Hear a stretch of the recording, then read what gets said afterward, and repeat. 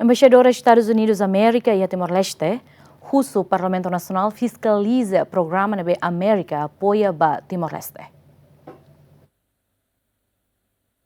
Foi acontece mudança política em América, Embaixadora Estados Unidos América Timor-Leste, Dona Ann Wilton, decide resignar antes fila nia ao encontro com a entidade relevante OIN, os Estado e Timor-Leste. E a quinta Embaixadora ao encontro com a Comissão B e a Parlamentu Nasional, trata assunto defesa, segurança no negócio estrangeiro e a reunião diplomata husu representante povo e o Parlamentu Nasional, assume responsabilidade no dar fiscalizador acompanha no Fiscaliza Programa Hotu nebe América apoia na Timor-Leste iha setor Hotu.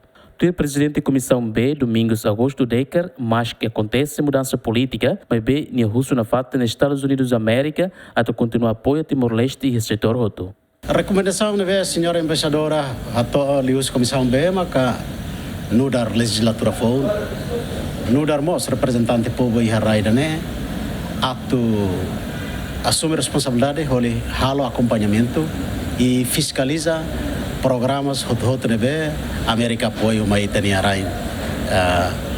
Sim, América apoia uma itanerain e áreas sira inanesan é defesa, segurança, agricultura, educação, no selo tá. Maka tu husuba Estados Unidos América tem que consciente que a Timor-Leste hanesan labarik ida jovem ida nebe foi na prenda tu lao e hei na fatin apoio hotu usi América o Timor-Leste ninia a desenvolvimento no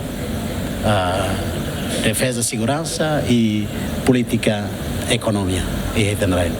Foi no encontro, jornalista Cira tenta confirma assunto Cira nebe colher e encontro mas bem embaixadora Dona Ann Wilton lá foi comentário Roma também e assunto urgente. Embaixadora Dona Ann Wilton entrega carta credencial os ex-presidente dos Estados Unidos América Joe Biden, ba presidente da República Zera Muzorta e Loron Sanulo Recinen, Fulan Zolho a Tinarihun Rua Ronald Resinhat, onde halau knar nessa diplomata e a Timor-Leste durante mandato a Tinentolo, mas foi Fulan Hito, Dona Ann Wilton decide resignar. Simão Simenes, Romaldo Neves, GMN.